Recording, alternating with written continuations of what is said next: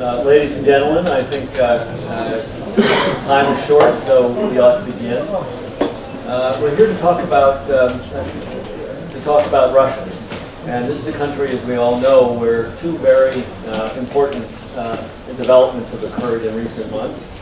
One being the exchange of positions between Mr. Medvedev and Mr. Putin, and the other being the, I think for many, indeed most surprising display of political activism, starting with the demonstrations in December.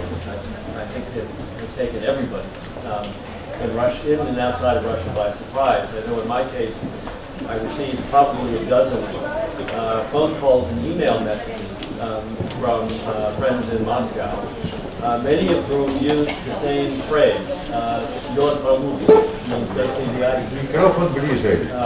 and it's a very good image, it seems to me, both because it suggests the sense of impression that things were frozen beforehand, but also when you think about the ice cracking on the lake, I'm not quite sure where the pieces are going.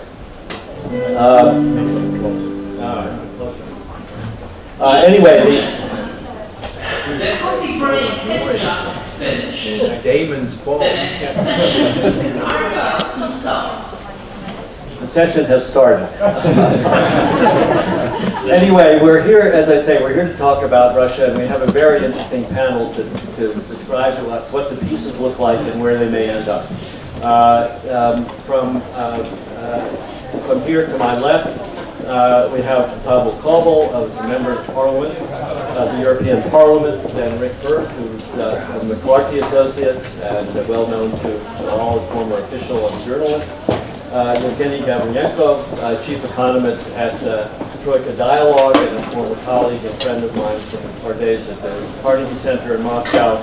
And then finally, Dmitry Suslov, who's deputy director of the Center for Comprehensive European and International Studies. We will start with Evgeny, and to talk first of all about the economic aspects of this issue. Evgeny, as you know very well, the economic dimension of Russian policy and the economic factor in Russian foreign policy has been at the center of a lot of these debates, and it's a very complicated set of discussions. Looking at it from the outside, we hear an awful lot of attention to the importance of energy prices for the resources available to the new Russian government, particularly in light of the social obligations it's taken on, at least in the areas of pension reform, health care, and the like. A lot of discussion about the need to deal with infrastructure questions, the fate of the manufacturing sector, and of course the broader problem with the so-called modernization agenda and the prospects for that. How does this look to you? What do you see as the key economic issues facing the new government, and what implications would the success or failure of economic policy have both for Russia and for the rest of the world? Yeah, thank you. Is it okay? Yeah, thank you both. And maybe I'll start with a statement that I don't think we have a new government. We still have, we're talking about a broader range of people, not exactly the administration in the White House, the administration, essentially the same team of people, not only the formal members of the government or presidential administration, but also pool of advisors who help to shape decisions. It's essentially the same. And more than a year and a half ago, Mr. Putin requested to develop a long-term strategy, which is called Strategy 2020, and essentially the same group of people was working out on this project, which was released a couple of months ago, maybe 3 months ago. It's available on the website in Russian, and it contains, if I'm correct, 864 pages. In my view, it's not only difficult to implement it, but also to read it. So, it does mean that everything will be implemented. And my view is that the economy is doing relatively okay. And I say a few words about the economic situation in the country. Of course, you can read, it's not a black and white story. That's, you can pick up from the media often. But the economy is doing relatively okay, and last year officially economic growth was 4.3%, which is not bad. My view is that it was a bit higher, and I was always arguing with the statistical office. This year, in the first quarter, they published that economic growth accelerated. As if year-on-year basis, it was 4.9%, and it looks also not bad, especially compared with India, which delivered in the first quarter around 6.1% growth. Brazil was 1.1% up. So Russia looks in this BRICS universe not that bad. And if you remember a year and a half ago, and still now, many people suggested that Russia doesn't deserve a place in BRICS and it's not growing rapidly. It's growing.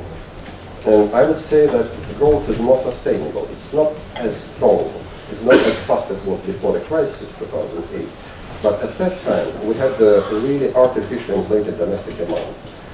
We had rapidly rising foreign debt. We had fixed exchange rate, not completely fixed exchange rate, but the central bank targeted the exchange rate, which encouraged unnecessary capital inflow, which was translated mostly in inflated consumer demand. It didn't help the economy to grow. If you look at historical numbers, economic growth before the crisis was always around, fluctuating around 6–7%, slightly higher, slightly, irrespective to where the oil price was. So when the oil price was at $20 per barrel in 2001–2003, it was the same growth as in 2007. So a rising oil price only inflated nominal numbers. It helped to appreciate the currency, it helped to maintain high inflation, but real growth was not affected. And from this point of view, 2008 is not a good benchmark because it was inflated domestic demand. We had a very short-lived correction which lasted several months. The bottom was reached in the early 2009 first quarter, and then since then the economy is growing at a much more moderate pace, between 4 and 5%, which in my view is not that bad, especially because the economy is no longer overheated. And I would say that this change occurred because of the fundamental shift in the monetary policy. Central bank no longer accumulates international reserves, they don't target the exchange rate, and the exchange rate is really moving up and down. And that's what is helping the economy to do relatively okay in all segments. Just another observation. Last year, Russia was a twin surplus economy. If you remember, and even these days, in the early year, S&P or Fitch, I don't remember who was that, warned that all Putin's promises, which involve referred to social expenditures, would bring the so-called break-even price of oil, at which the budget balances to $150 per barrel. I think it's largely a sort of misperception, because most of those promises they are already budgeted. They were included in the 3-year rolling budget plan, which we have. It's really rolling, it's changing all the time. But since what is important is that since 2009, early 2009, we have much more moderate growth in expenditures, in nominal expenditures. Nominal expenditures are rising on the budget by around 10–11%, as opposed to 30% before the crisis. The exchange rate is moving up and down. So that if we can continue this logic of S&P or Moody's, who said that, okay, expenditures will be inflated, but should the oil price go down to $80 per barrel, the budget will collapse. And this is a bit nonsense, because the exchange rate is moving up and down. So should the oil price go down, the ruble will depreciate, which is happening these days. We saw oil plunging below $100 per barrel, and the ruble weakened, which means that the revenues for the federal budget, which are in rubles, are coming in almost the same amount. So I wouldn't be surprised to see this year the budget nearly balanced, despite the increased expenditure.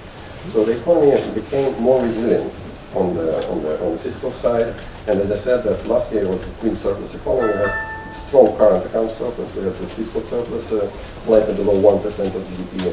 Last year, the government was able to replenish the reserve fund, so total reserves of the finance ministry stayed around $150 billion, not including the central bank reserves. So the country still has third largest reserves, international reserves in the world, and the country is not leveraged. If you look at total external debt to GDP ratio, it's below 30%. Total, I mean, not only public debt is non-existent almost. banks, corporates, total foreign debt is comparable with the stock of international reserves, and this is below 30% of GDP. So it means that, and GDP last year, by the way, was approaching 2 trillion, 1.85. What will be this year, it's difficult to say because of the exchange rate flexibility. And my key message is that the economy is, first of all, more resilient, it grows. Growth is decelerating. I call this performance sort of muddling through, because little happens on the reform side. But nonetheless, what is driving growth? It's productivity in the sectors where the government is not intervening. So I won't go into further details, but if you look at the numbers, in those sectors where the government dominates, there's little growth. So if you look at the same national accounts, you could see that it was not the oil itself which was driving economic growth. It was manufacturing. Manufacturing grew much faster in the past decade. Every year it grows much faster than extraction of oil and gas. And service sector is expanding. So it's quite organic growth. And there is ongoing, very slow, but there is something happening, such as spontaneous diversification of the economy. There is little diversification on the export side, but domestically it's not that bad. And the fact that despite all those turbulences which we have seen in the past years, after this one-off adjustment in the early 2009, the economy keeps growing, albeit with some deceleration, as it's typical for this muddling through inertial performance. I would suggest that these days we have an interesting test. We saw falling, all currencies plunging against the dollar strengthening significantly, 1.23 against the euro, the Russian ruble as well. But what is important, behavior of companies, of households is very much different. There are no bank funds, people are not hoarding foreign cash any longer. The economy became less dollarized, so it's more say, natural, more organic performance in the country we are seeing. And it will be really interesting to see what will be the final outcome of this year. I believe that once this panic on the financial markets seen in recent weeks calms down, the ruble will bounce back and we'll see continuous growth. And by the way, the numbers which are always in the media, that Russian capital flight, or I would say capital flight is maybe not the correct term, it's quite organic capital outflow. Take a look at Germany. The economy has a $200 billion current account surplus every year. And the country which has current account surplus, by definition, exports capital. So does Germany and so does Russia. So we have a very strong current account surplus, and by definition, we should have capital outflow. In the past decade, when we had also very strong current account surplus, and the government accumulated initially was stabilization fund, which was later split into reserve and national wealth fund. There was also a sort of capital outflow. Capital outflow is a form of savings. At that time it was government. These days it's quasi-government companies where the resource base of capital outflow is export earnings. So the exporters, oil companies, they prefer for a while to keep money offshore and running offshore, but despite that, the economic growth is strong. I would say that last year investment was up 8.3%, so it means that there is sufficient amount of liquidity in the system. This year, officially reported, as I said, I have some doubts about the quality of numbers, but officially reported 4 months year-on-year growth of investment was 13.8%. There's a rather strong domestic consumer demand, which expanded around 7%. So my final comment would be the economy, even though it's dependent on the oil price, but what drives real growth in the country is domestic demand. And this is a big market. It's 1.85 last year, $1 trillion economy. And that's what makes the economy more resilient to external shocks. It's exchange rate flexibility and more cautious budgetary policy than in the past decade. Evgeny, thank you very much. This is a much more nuanced and complicated. Can I add 30 seconds? I think what is also important when people look at Russia, because it's demographics. That was always a long-term problem for Russia. There's been many predictions as if by 2020, 30 or whatever, population will go down below 120 million people. Last year population increased, by the way, increased by little, but what we see this year, the trend is continuing. Clearly it's immigration, but not only. So there are very clear trends that life expectancy, which dropped significantly in the 90s, is now back to late Soviet period. So if you look birth rates, they're slowly, gradually rising, and mortality rates are falling. So I wouldn't be surprised to see next year there will be no natural decrease in population. It's happening every year, natural decrease in population. Thank you. No, I was starting to say this is a much more nuanced and in many ways much more optimistic picture of the Russian economy than we see in a lot of Western analyses, many of which focus very much on the critical dimension of energy prices, driving not only economic prospects but in many ways foreign policy interests as well. And that brings me to Dmitry Suslov,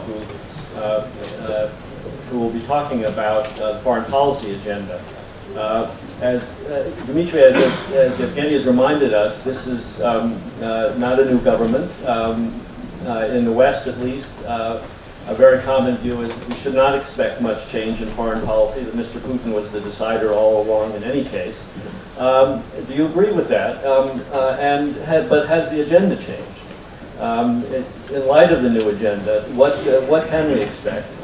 What are the big foreign policy issues and debates as you see them, and how do domestic factors affect them? Thank you very much, Bob.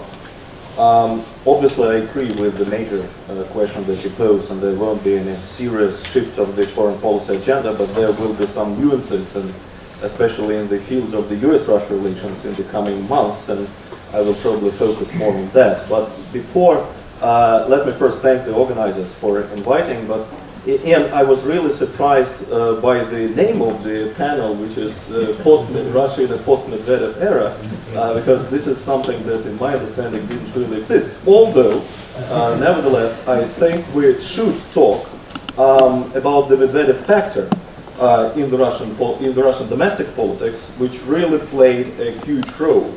And all the new positive, bright tendencies in the Russian domestic policies that we see, such as mass protests and mobilization of the people, the emergence of self-cognition in the within middle class, especially in Moscow and St. Petersburg, probably would not have happened if not the very fact of Medvedev's appearance, indispensable of all the things that he didn't do. But let me come back to the foreign policy issue now, and I would like to start with a very interesting observation that we live, in the Russia-Western relations. We really, objectively speaking, we are living in from the Russian perspective, in a very unique and wonderful moment, because for the first time since the end of the Cold War, Russia faces objectively no threat from the West. For the first time since the Cold War. I mean, both the United States and European countries are cutting budgets and are inventing smart defense, which will probably bring less, will result in less with less, rather than more with less. All the factors and all the serious challenges and threats to the US-Russia relations that we've been talking for years in the 90s and last decade, such as NATO expansion, such as strategic missile defense, and so open rivalry in the post-Soviet space are either gone or substantially reduced. Now, for the first time, again since the end of the Cold War, the United States views Russia not as an irritant to the American foreign policy that can be easily ignored, but as a serious opportunity to advance certain vital American interests, such as vis-à-vis Afghanistan, Iran, and so on and so forth. So, objectively speaking, we should have a very good moment in the US-Russia and Russia-Western relations, but we don't. And now, despite all these factors, the relations are still fragile. And I don't need to go into detail, but just highlight Putin's really impolite skipping the G8 summit, the recent Russian words about preemptive strikes or preventive strikes against the US missile defense installations in Europe that still don't exist at the Missile Defense Conference, and so on and so forth, to illustrate, well, continuous bashing in of the US Ambassador Michael McFarland in Moscow, just to illustrate the state of fragileness, of fragility of the relations. And another observation is that for the first time, again, since the end of the Cold War, it is Russia, not the West, not the United States, that is worsening the relations, deliberately worsening the relations, and that is the engine behind the Russian fragility. Now, the Obama administration is doing maximum in order to preserve the positive trend of the recent trend of the US-Russia relations, but it doesn't face any match on the Russian side. I will draw probably your attention to a very peculiar document that was released by Putin on the first day of his new presidency on May 7th. This is the foreign policy order, how Russian foreign policy should continue. In terms of the US-Russia relations, this document is incredibly empty, incredibly defensive, and absolutely lacking new, serious, positive agenda with the United States. The only new agenda that it declares is visa liberalization and expansion of economic relations, full stop. All the rest, what it discusses with the United States, it doesn't even use the word partnership. It says about limitation of the American harm that can be done to the Russian worldwide positions, to the Russian security, and not interference into the Russian domestic affairs. Well, obviously, of course, there won't be any serious deterioration of the Russia-Western relations or even the US-Russia relations, and Russia cannot afford pursuing a fundamentally anti-American or anti-Western foreign policy due to many geostrategic and economic reasons. If you're interested, I can come back to in the Q&A session.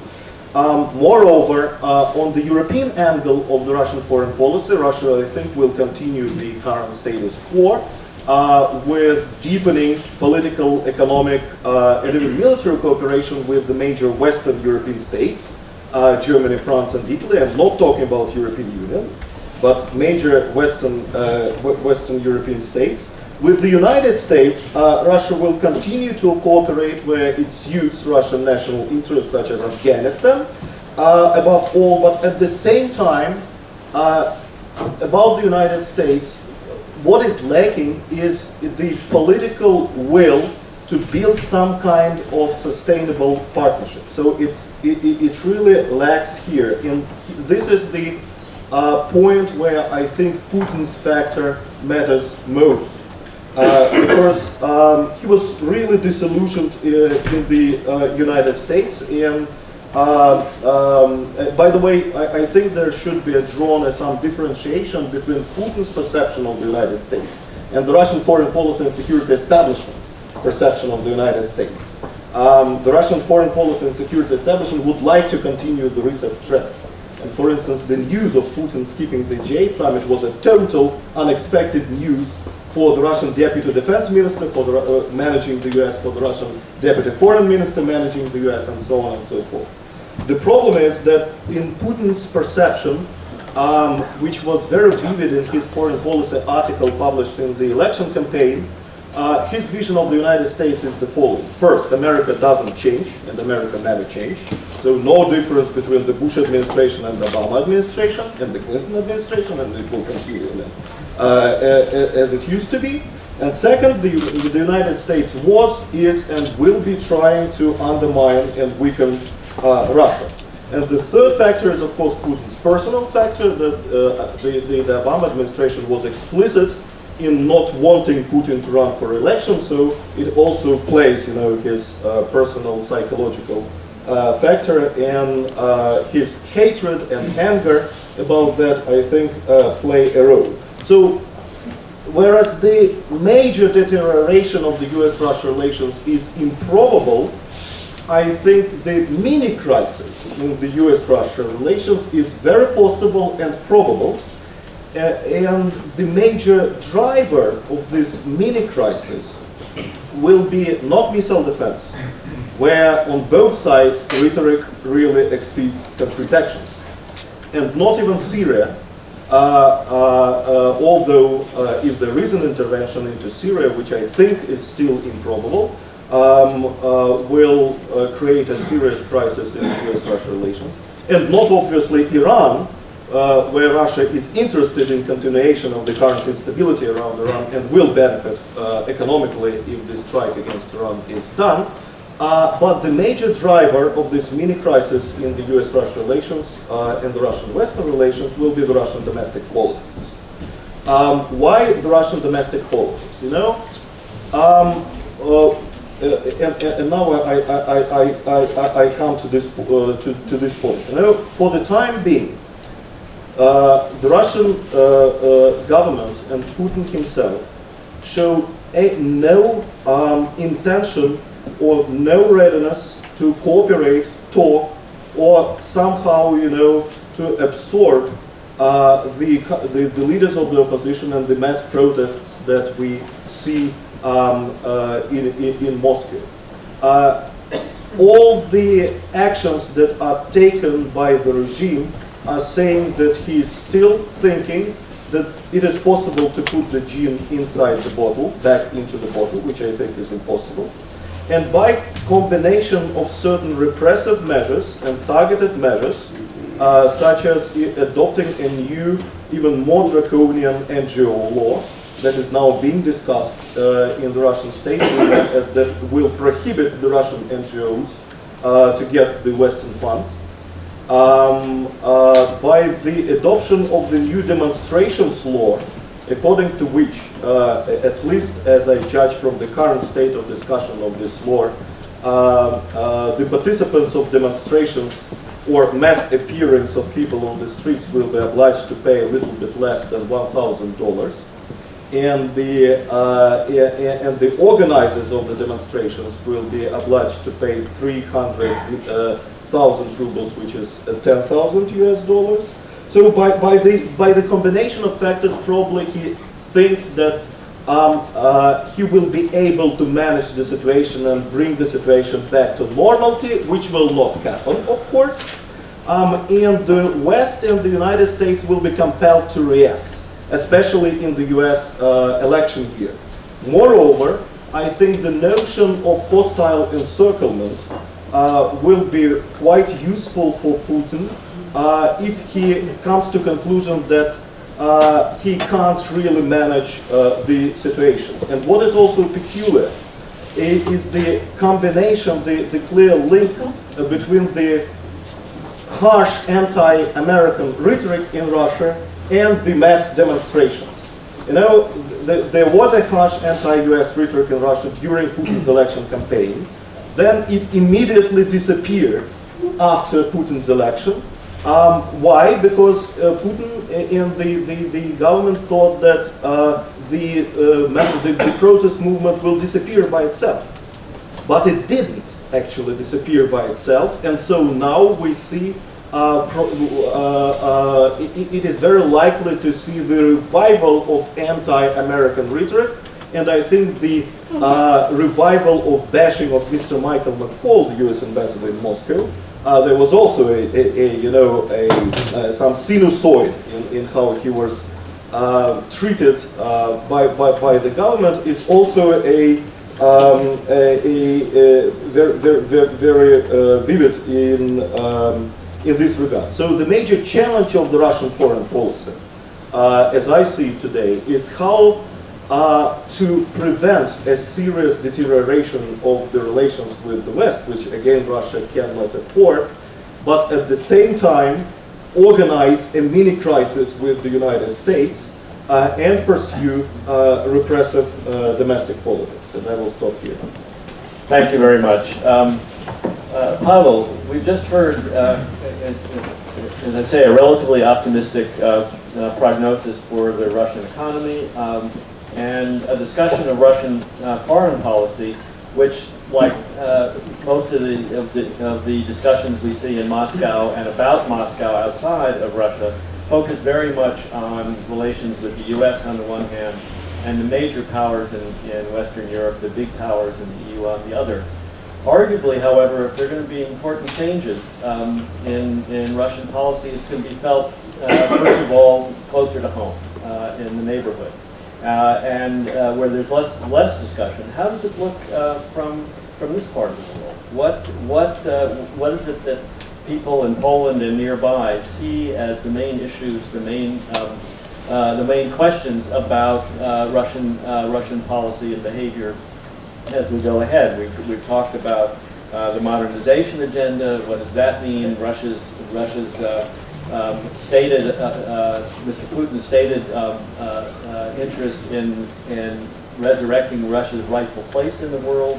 How does this look from here? Thank you so much. With Vladimir Putin back in the Kremlin for a couple more years, it's likely that the world will see a more assertive Russia on the international stage. Let's summarize. Russia is in the process of joining the WTO and is seeking membership of the OECD. On July, it will take over the chairmanship of the G20 for a year. Russia will host. I think that's very important for the Putin. Russia will host the Winter Olympics in Sochi and the Football World Cup. These two projects, they are closely identified with Putin. Question: what will Putin do with his victory, and how long can he continue to roll in the face of rising among important segments of Russian society? There were allegations of fraud after the Duma elections in December and the presidential elections in March. Tens of thousands marched in protests. The demands for fresh and democratic elections were ignored. There are some who speculate that Putin could turn into a reformer, but there is little in his background to suggest this is likely. In recent weeks, Putin has sought to portray the demonstrators as agents of foreign powers.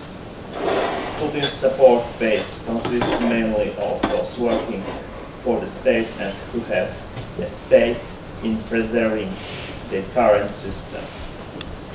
He believes this base is sufficient for him to ignore the increasingly politicized and independent-minded citizens of big cities. Meanwhile, the opposition will have to help to start organizing itself into the political parties if it is serious about changing the country. This will be a key element in the future of the Russian political system. I think that the key question is that Putin also made a large number during the campaign. That Putin also made a large number of promises to important constituencies during the election campaign, that for the police, for the military, for the teachers, doctors, who were to get substantial pay rises. In total, I read in press, his election promise could force the budget about 5 to 8% of GDP in total, not per annum. I don't know if it's true or not. During his presidential cadence, this presidential term. It will be hard for Putin to back down from these promises, but the state budget is in the problematic financial position. There is unlikely to be much change in Russian foreign policy. In my opinion, Putin has shown himself to be a pragmatic, modern nationalist. He will not automatically support Western, for example, policies on Syria or Iran, but will not push Russia into isolation. We will see what Putin will say today in Berlin, for example, about Syria. He has few friends, of course, in Europe, and seems not to care much for the EU. The return of Putin to a third term in the Kremlin is unlikely to lead to any radical changes in Russian domestic or external policy. I think that today the main dream of Putin is, of course, to return to history, to the position in the work of the Soviet Union, and establish Russia state as one of two powers in the world. And in fact, Russia is no longer an empire of superpower. Moscow places less emphasis on controlling other countries by military means, but by a mix of trade, financial, energy, business, and other forms of soft power. Much will depend on the price of oil, a key factor for domestic politics and the prospects for economic modernization. Putin will be faced with very difficult choices. Putin is a symbol of phenomenon called by political science a collective truth. This structure is like an iceberg. On the top you see the president and his supporters, and below there is a huge army of governmental administration personnel. Russian people say chinovniks. In order for the long-awaited modernization to proceed, that has to be changed. Real modernization in Russia needs today fresh look. The idea of modernization should be implemented by the new generation of politicians, capable of understanding the language of values, not only power. It is not Putin or Medvedev. Who is it? I think that who is it is today a crucial question. I think that the two main sources of Putin's problems in future, it will be problems with realization of dream about Russia as a new world power. And the second, I think that it will be a real lack, real deficit of credibility to the organization, a real modernization process. Thank you very much. Finally, Rick, let me turn to you for a perspective from Washington. We've heard both here and elsewhere some quite radically different predictions about what we can expect in the bilateral relationship. Dima is worried about a possible mini-crisis driven by sense of domestic political vulnerabilities. On the other hand, we also hear very often from both Western and Russian analysts that the modernization agenda is going to push Mr. Putin to try to preserve a good relationship with the West in general and the U.S. in particular. How does it look to you? Where do you think this relationship is going? Where does Russia fit on the U.S. foreign policy agenda? How important is it? How important is it as a matter of policy? How important is it politically? Can we expect any change depending on the outcome of the election in November? Well, those are all very good questions. And Mr. Chairman, if you allow me, let me first of all touch on some Russian issues that have come up in our panel. I'll do so very briefly, and then I'll get to my thoughts about the U.S.-Russia relationship in particular. Just one very brief point about the new Putin government. It's really, I've read a lot about it, but I think the reality is it's hard to tell based on the announcements that have been made about the new cabinet, as well as the new presidential administration, as well as the new Medvedev team in the White House, you know, where policy seems will go in the immediate future. But I think one thing is clear: there will be, in my judgment, a good deal of infighting here. What's interesting, first of all, is that you've got a brand new cabinet. Of course, Putin said his excuse for not going to the G8 meeting was that he had to stay home and pick that cabinet. But many members of the old cabinet have now been moved into the presidential administration. So it's just not clear where policy is going to be made.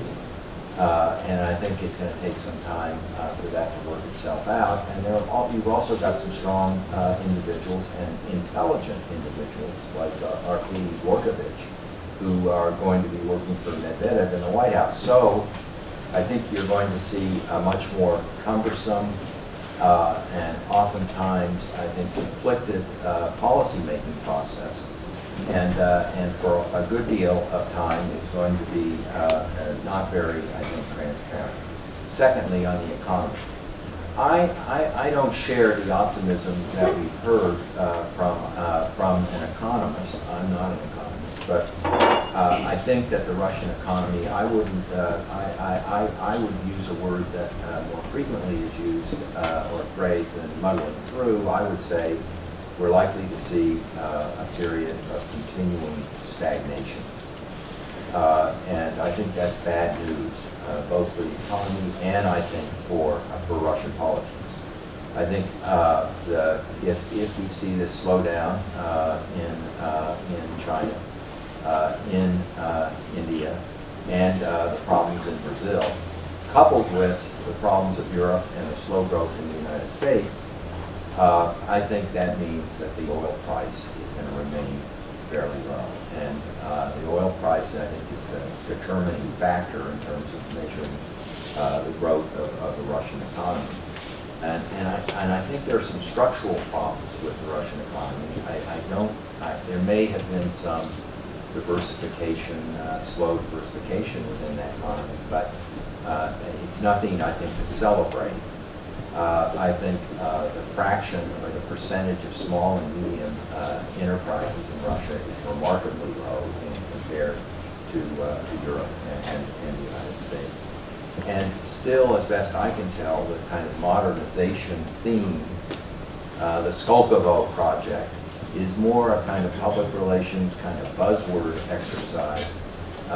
And I know that's not only the view of Westerners to some degree, but it's also the view of many Russians. So this, either whether you call it muddling through or stagnation, I think the fact, as was pointed out, that President Putin has made all of these promises, the ones that were mentioned here now, and the fact that pensioners, I am told, over the last 3 years have had their pensions increased by 25% annually. There are going to be tremendous demands on the Russian budget. So I think it's going to be difficult at best in terms of the Russian economy, and I think that does play right into the politics. I think there are a lot of reasons that there has been a growth of dissent in Russia recently, but I think one of those drivers is the fact that this new growing middle class in Russia, which did so well in the early part of the 21st century, has not done as well in recent years. And I think that is one of the sources of political dissent.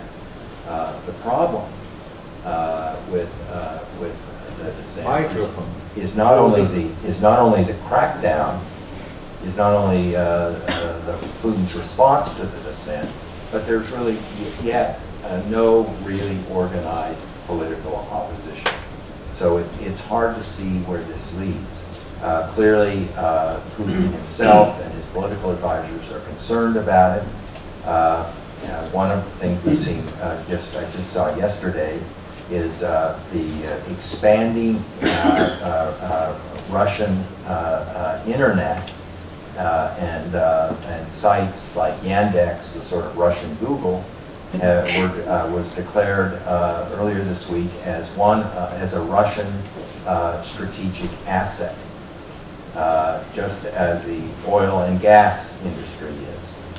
This gives, at least tells me, that it's going to give the Russian government the ability over time to play a more prominent role in regulating the internet, and that's been the one important channel for the dissenters. And the most famous blogger and one of the key leaders of the unorganized opposition, of course, is Alexei Navalny, who came to prominence through the internet itself. It's stunning to me, one last point about domestic politics. It's stunning to me how many Russians tell me that they don't think Mr. Putin will see through his 6-year term. And when I ask them, well, how does it end? What happens? How does this come to an end? They don't have an answer. But they're convinced that something will happen that will destabilize the existing regime. Now, moving to foreign policy, I agree with much that has been said, other than the fact that I think actually President Medvedev in the U.S.-Russian relationship played a larger role than I think most people recognize. I know for a fact that he and President Obama made the important decisions to achieve the New START agreement. In bilateral, very lengthy bilateral telephone calls, where they made key decisions to get an agreement done. The differences between, for example, President Medvedev and then Prime Minister Putin on Libya, for example, is another, I think, case where he was able to drive policy. And I also know that President Obama and President Medvedev were real partners or collaborators in breaking through the tough economic and trade issues in order to achieve Russian WTO accession. I agree with Mr. Suslov, though, that with President Putin, there will be some real stylistic changes. And I agree with the sort of signs he points to, including harassment of Ambassador McFall and other demonstrations of non-attendance at the G8. That there's going to be Putin is sending the message that there is a new sheriff in town. What the implications for this are for the U.S.-Russian relationship in the long run are hard to say, but I do think that there will be a harder edge to at least Russian public pronouncements. Whether that is going to fundamentally change on tough issues like working with the other members of the G5+1 on Iran, or on a very difficult, finding a solution to this very difficult issue of missile defense, which blocks further offensive nuclear reductions, remains to be seen. But I think the fundamental problem of Russian foreign policy is, to quote what Dean Acheson said about the British after World War II, this is a country that lost a role and is yet to find a new one. And I think that's a strategic problem that the Russians confront that transcends President Putin. Is it to search for some form of integration and partnership with the West, with the EU, with the United States, even some type of some German voices, like the former German Defense Minister Volker Ruhe has recently been talking about some form of Russian membership in NATO? Or is it to seek the Eastern option and the Eurasian Union? I think those big issues are still hanging out there, and there's certainly no consensus there's no consensus in Russia on those points. Finally, a couple of points on the United States and Russia. Two little episodes recently in the U.S.-Russia relationship tell me a lot about that. Some of you, maybe all of you, will have seen the remarks that were made by General Gromov. And I think, Bob, you referred to them when he talked about threatening a preemptive, presumably a preemptive nuclear strike on European deployments of U.S. Missile defense sites. Yeah, Makarov, I'm sorry, not Gromov, Makarov. What was really interesting to me about that statement is it generated almost no attention or response in the United States. Nobody talked about it. It hardly showed up in the newspapers. Neither of the presidential candidates said anything about it. It just went by. And that told me that there has been this kind of psychological adjustment, at least in the United States, to, we're no longer A, in a Cold War, B, the likelihood of a nuclear war between Russia and the United States is practically zero, and 3, we don't see ourselves in any kind of broader geostrategic competition with Russia. Now, if maybe the Chinese defense minister had said that, that would maybe be a bit different. But that tells me how the Russians and the kind of old-fashioned Cold War rhetoric isn't resonating anymore in the West, and it's not achieving the desired outcomes. Secondly, in the United States recently, Mitt Romney, the Republican candidate for president, said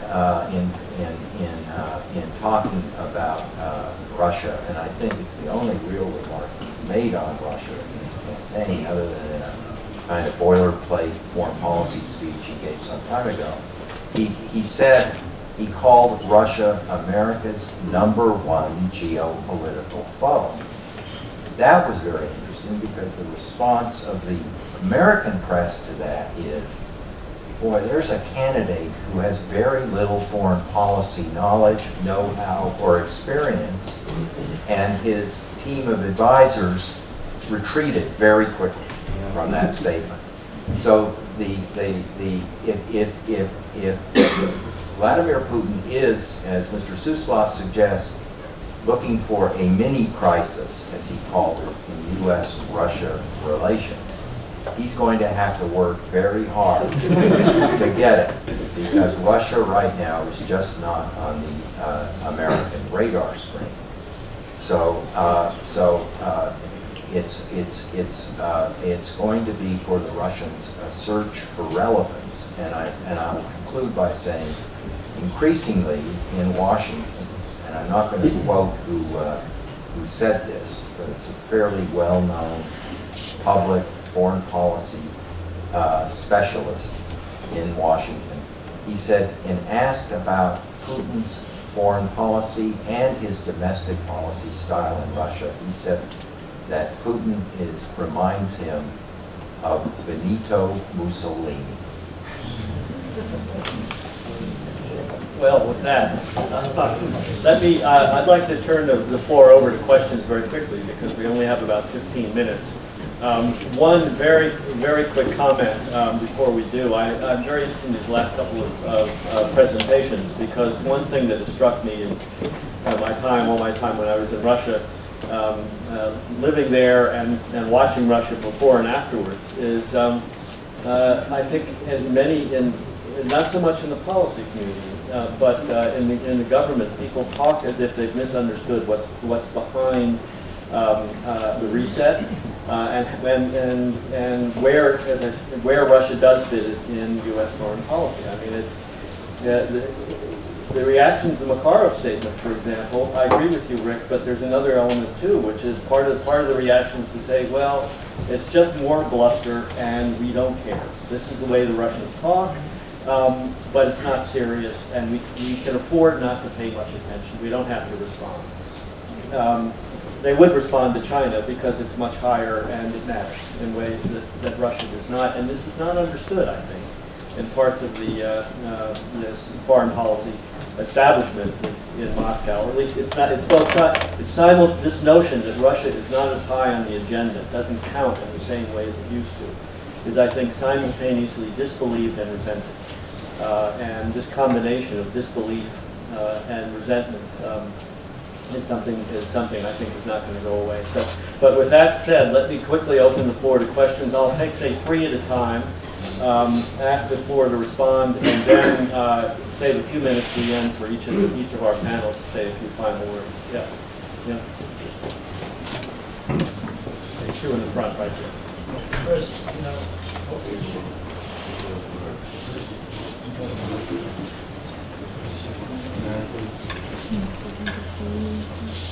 Please identify yourselves and ask. well, I want really to return to the missile defense issue, because this, well, I sort of read it that my name is Andrzejewicz. Well, the missile defense issue, because I think it is not a small irritant. It could be a game changer, and it could be something which really can create some problem because of certain, I would say, psychology.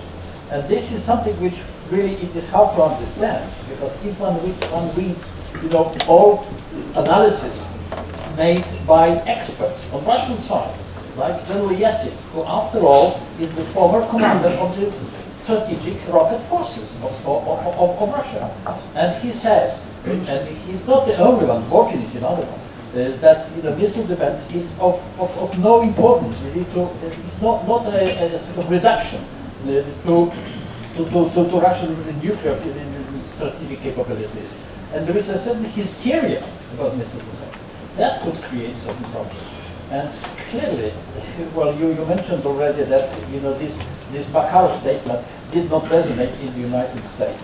Amazingly, it did not resonate very much even in Poland. After all, Poland would be targeted. But that has certain limits. At some stage, the public in Poland could be really alarmed somehow by this kind of rhetoric. So this is the question: what is the purpose of this sort of position on missile defense, for example? But Mike, the second question is, what is the sort of strategic vision of Putin? You already mentioned, for example, the sort of Eurasian structure, but also what would be the policy towards Ukraine? What would be the policy, the place of Shanghai Group? So there are other aspects, not only sort of Russia, Europe, Russia, United States relation, but also Russian place in the world. Thank you. Yeah. My name is Walter. I hear this very negative comment about Putin. I think that he's a quite interesting man, and I will not underestimate Putin. However, my question is, who needs really more? Russia needs America, or US needs more America? Because there is some kind of breaking diplomatic issues and diplomatic cooperation. And the opposition in Russia, they never offer any economical solutions. However, Putin did. He's going to develop the region of oil fields in the Far East. He's going to do other things. The opposition never offered anything, and how could you compare Putin to opposition? Thank you. And this gentleman right here.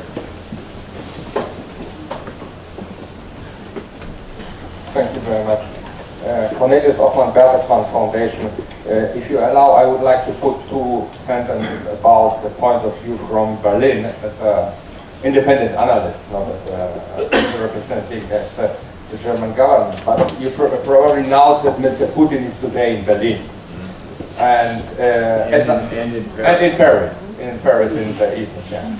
But I think in Berlin, Putin will get only critical words from the current government in following topics: internal policy, Syria, and last but not least, Iran and energy policy. And the second point is German media, in my opinion, much more critical regarding the current developments in Russia than the Polish media. As you probably see the last Spiegel, where I don't remember in the history, in the eve of the visit of the Russian president, we have such critical articles in the German press. And I have the impression that sometimes, especially in Poland, there is still a picture of German-Russian relations as in the time of Gerhard Schröder.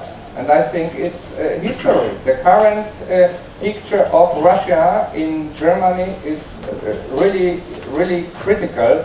And there is, of course, a group of people, of politicians, who are still thinking in the categories of strategic partnership with Russia, but Chancellor Merkel and the current political elite is much more critical as you think. Thank you. Let me take one more question from over on this side, and then I'll return.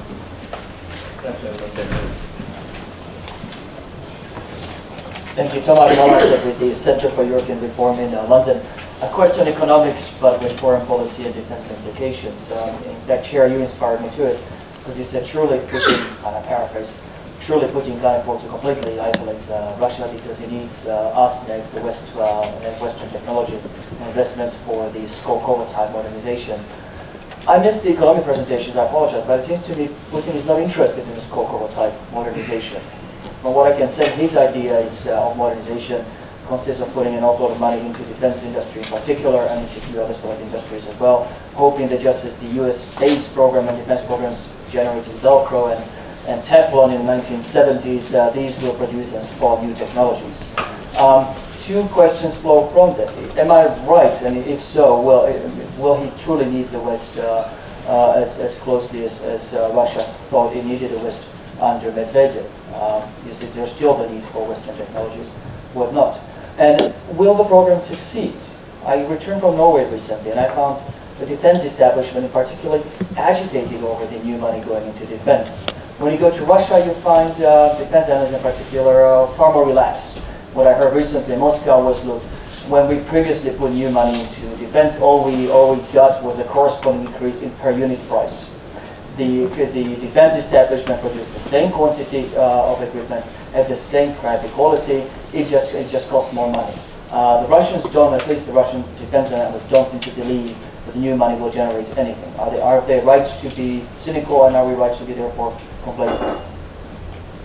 Okay, thank you. Let me quickly ask the panel to respond to these questions.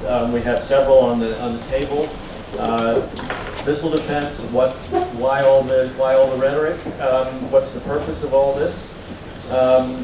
What's Mr. Putin's strategic vision? What does Russia need the West, and if so, for what? For capital, for technology, for something else? And what about again, how does Poland see this? I mean, you mentioned before that perhaps the U.S. can afford to say that Russia doesn't matter as much as it used to, but perhaps its neighbors don't have the same luxury. And what's the Polish view of what's happening in Russia, and what's the Polish view of the German view of Russia and the Russian-German relations? So let me start at the other end, and I'll ask everybody to be. Thanks. Regarding missile defense. Excuse me. I was just reminded that Paweł has to leave in a few minutes, so let me start with him. Sorry. Well, the answer for you. One situation 2 or 3 weeks ago, I met in Strasbourg Kasyanov. Kasyanov said to me, I think that the situation between Germany and Russia will changing because Elmar Brok, I don't know, is here or not? Not present. Because Elmar Brok started the meeting from the joking about Putin. I think that of course we in Poland have and a schema about relationships between Germany and Russia.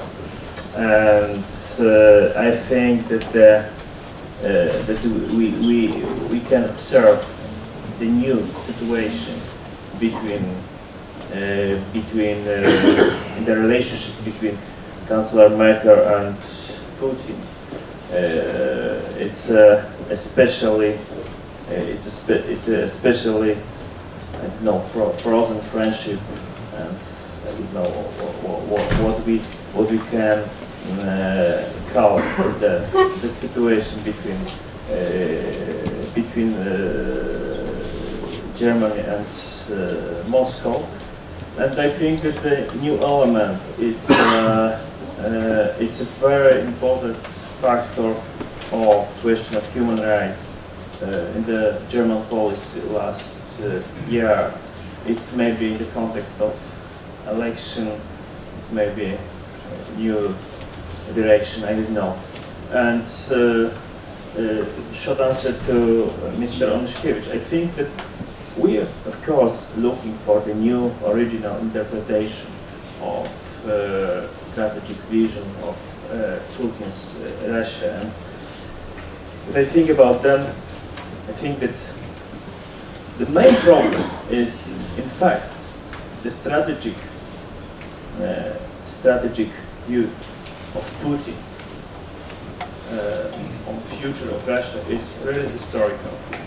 The first is to build post-Soviet space, particularly with Ukraine and Belarus, and the second is to play the world role, is to be a world power, particularly with United States.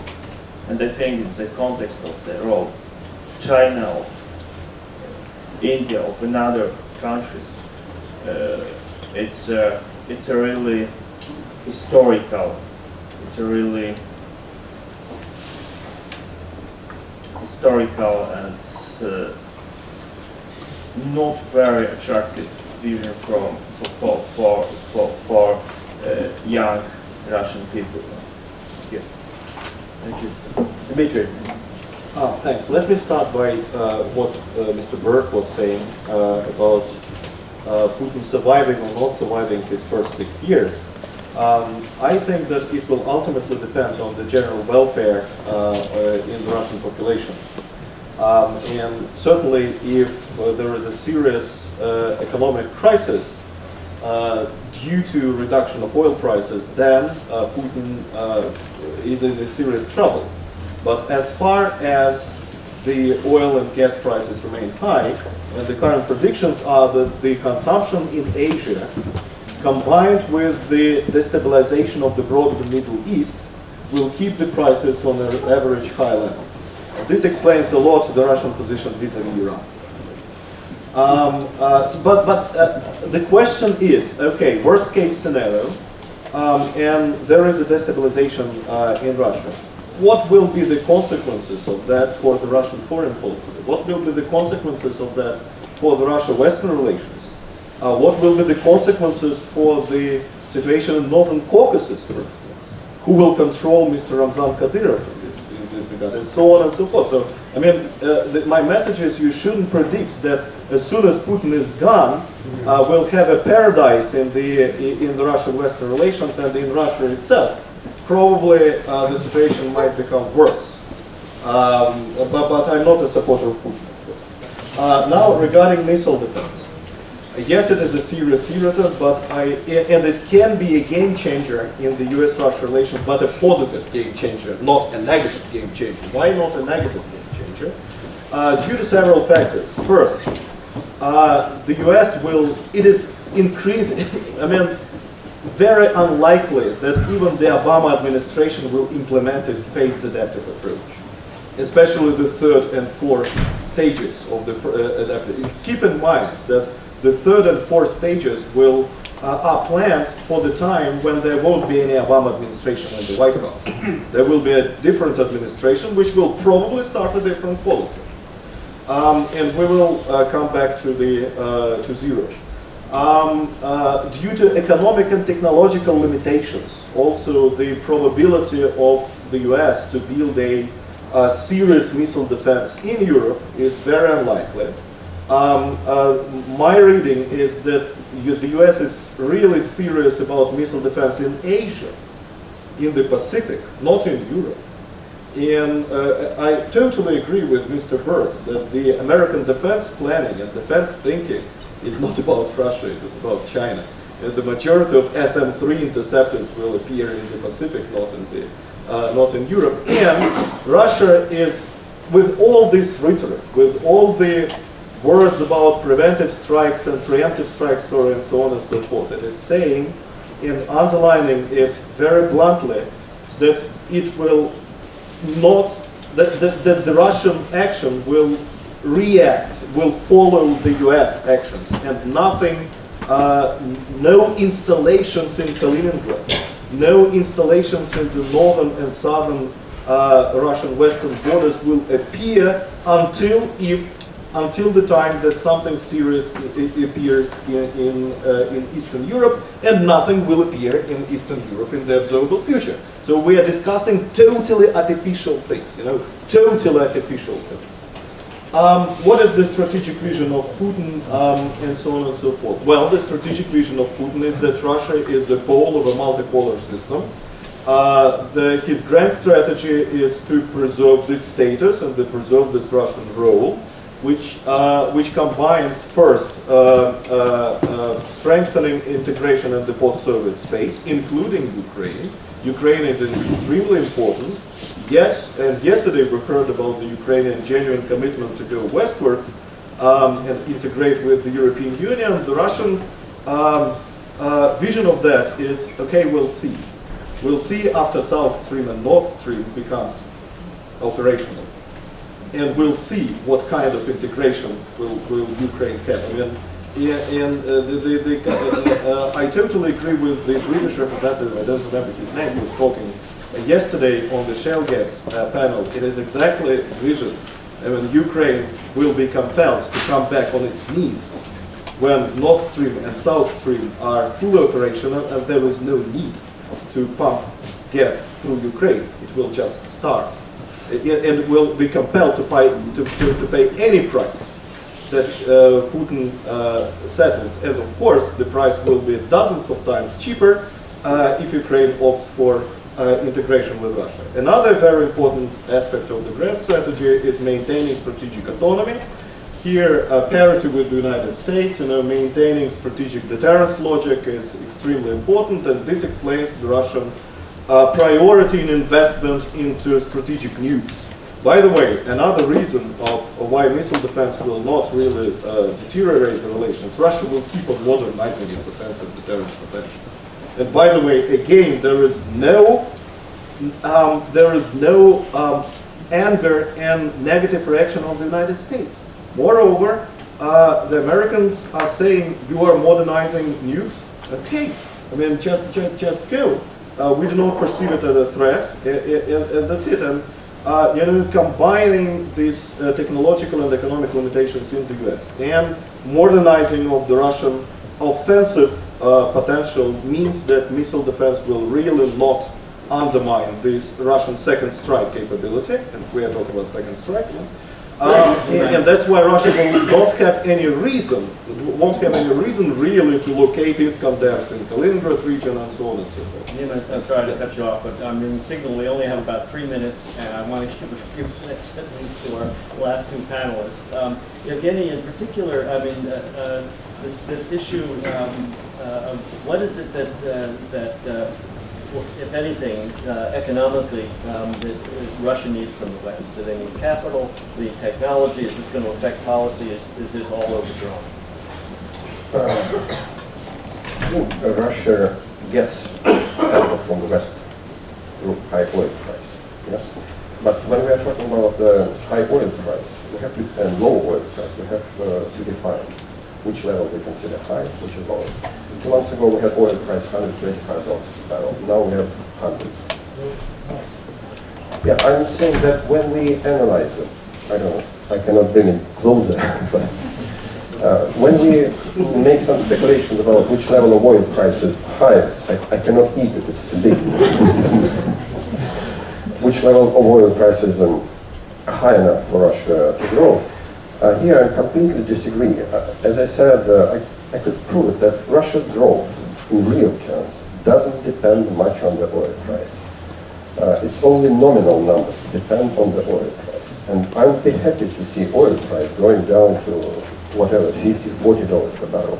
I'm afraid they won't go there because of the American shale gas and shale, etc. My understanding that some fixed costs in the case of those. No. But I'll continue if you don't mind because we have 3 minutes. Yeah, I think that with this Federal Reserve and ECB expansion of their balance sheets almost 3 times, more than 3 times since 2009, it's highly unlikely, and also some lifting costs for shale storage, shale products. I don't think we'll see oil at around $20 or $40 per barrel. Most likely, they will settle somewhere, which will be rather comfortable. I would say that $70, $60, $80 per barrel would be perfect for Russia. We'll have weaker currency, so what? We'll have more or less balanced budget. By the way, there is a very interesting case. In my presentation, I tried to concentrate not on those plans to modernize, and I never said the word Putin, because there is another Russia which is growing, which is changing, and changing permanently. And that's where growth is coming from. So I have a chance to travel. We have client base, very broad base in the country. And I see that this medium, small business, that's what drives growth. That's what I'm saying. It's a sort of muddling through, spontaneous diversification of the economy on the domestic front. It's not yet on the export side. But that's why we are seeing growth. And the lower the oil price, the more chances with a weaker currency for this type of business to develop. And historically, in the past 10 years, we haven't seen much growth in those big state-owned companies. There was no growth in real terms. There was only inflated nominal numbers. So I think that I'm quite optimistic about this type of development, and I don't care what the authorities are talking. I see growth spontaneously coming from various regions, and that's what develops the new society. I think it's, if you remember, Moses needed 40 years to stroll across the desert just to have 2 generations changed. And we are halfway in that direction. And who was protesting? It was not the middle class which suffered for some reason. On the contrary, the protests were coming from the independent, self-made people. They don't need the state as it is. So, and the longer this growth continues, doesn't matter if it will be 4%, 3.5%, 5%, the more people will be expressing their will. And I'm not very much concerned about Chinese slowdown. By definition, China should slow. The economy is nearly $8 trillion economy, more than half of the US economy. It cannot grow indefinitely by whatever, 10, 12%. Chinese growth will be in a couple of years 4 or 5%. So what?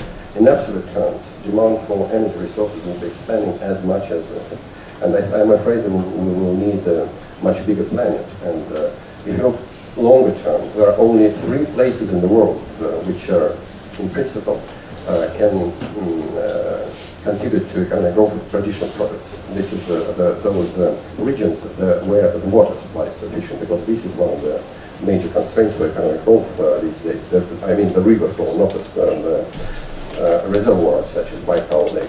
And there are 3 places, such as Canada, and northern part of the United States, such as Russian Siberia, and Brazil. That's it. That's where still some expansion in the long term of traditional products, such as metallurgical, such as chemical industry and power industry is there. In Europe, water capacity is utilized already by around 96%. In China, it's also coming close to that. So there is some potential, and I don't want to develop this story, but what I'm trying to say that macroeconomic policy really makes a big change. This change doesn't come overnight, but sometimes it does. It will develop. It's another peculiar country. I think we need to stick to Russia. Yeah. We need to stop. Yeah. That's another example. When the country moved to floating exchange rate regime, they avoided economic contraction and eliminated within 1 year enormous imbalances in the economy, and they keep growing. And Belarus will follow the same path that Russia does, but slowly, gradually, money is gone. Thank you. Rick, some final words? Yeah, very briefly.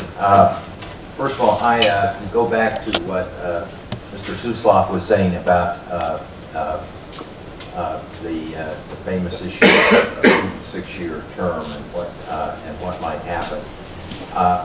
You know, I very much agree with his point, and I think there's almost a kind of, broadly speaking, Egyptian parallel here.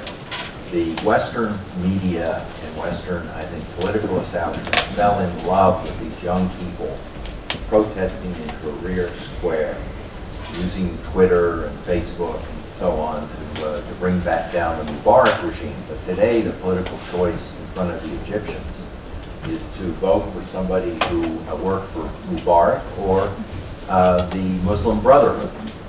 And I think if you had that same, I'm not predicting it, but if you had that same sort of destabilization in Russia, the choice would not be with the sort of younger Russians, liberalizers who wanted to move closer to the West. It could very well be between the communists and the ultra-nationalists. I mean, Mr. Putin may be a nationalist, but he's not an ultra-nationalist. So we need to keep that in mind. Secondly, missile defense, 2 points. Again, I very much agree with Mr. Suslov, and this may be sort of bad news delivered to a Polish audience. But the system that really bothers the Russian generals and the technicians who study this is something called the SM-3 Block 2, because it has the 2B, correct. It has the velocity to catch up to, in theory, to a Russian ICBM that's launched from certain geographical locations. Now that system is not meant to be deployed until 2018. I think I agree with Mr. Suslov. I'll be surprised if it is deployed. And if it is ever deployed, it'll certainly be deployed much later than 2018. And the only kind of thing that's for sure about U.S. missile defense is that depending on who the administration is, the missile defense establishment needs its money. But what they spend it on at any one time changes. And by 2018, we could be back in a Ronald Reagan mode looking at space-based interceptors or some other technology. So I'm a little bit cynical about, as you can tell, the U.S. Missile defense program. But there is a kind of deeper problem in how we are talking about this that we need to come to grips with, and the Americans and Poles in particular, vis-a-vis Russia. Because the thing that's very frustrating in Washington to Americans is that when they talk to the Russians say, you are really trying to covertly deploy a system that is designed to undercut our second strike capability. And Americans say, absolutely not. This is directed against Iran. And I think I think there is a genuine belief in the U.S. government that it is directed against Iran. But, for example, what will happen if, and I'm not predicting this, but what if we get an agreement with Iran on the question of their nuclear capability? The political support for this program is going to be undercut. The whole rationale has been based on the Iranian threat. And it doesn't help, I have to say, when Polish analysts and people write and talk about this on occasion, not all of them, but sometimes, they see this in terms of providing some degree of protection against Russia. And in Moscow, they read Polish newspapers. They see these statements. So there is a kind of fundamental contradiction in how we're talking about this that is giving the Russians the opportunity to kind of drive this issue and drive a wedge. And we need to talk about this amongst ourselves. Thirdly, the one issue we have not talked about, I'm going to be very quick, one issue, and I'm not going to be Mr. Klitschko here, and this isn't my view, but it's the view of many of my good Russian friends, including some very successful business friends in Russia, on this whole issue of the Russian economy, on attracting Western investment, as well as capital outflow from Russia, and we should be very candid about this, is the endemic corruption within Russia itself. And I have been told, I'm not an economist, but I have been told a good chunk of that money that leaves Russia every day, every week, every month is money from Russian oligarchs who have made a lot of money and then they want to park it in a safe haven abroad. And we need to recognize that, because that is a very serious obstacle to Russian modernization. And finally, on the question that was asked over here about the Russian spending and modernization and Putin's view of the defense industry, I very much agree with that. But in my view, it's a little bit like the American ballistic missile defense program.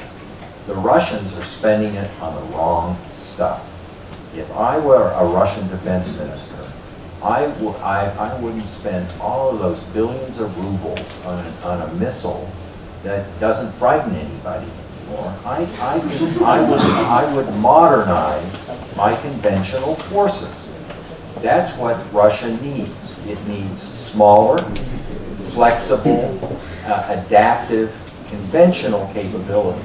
Because if you look closely at the use of Russian forces, including their campaign in Georgia, it was a disaster.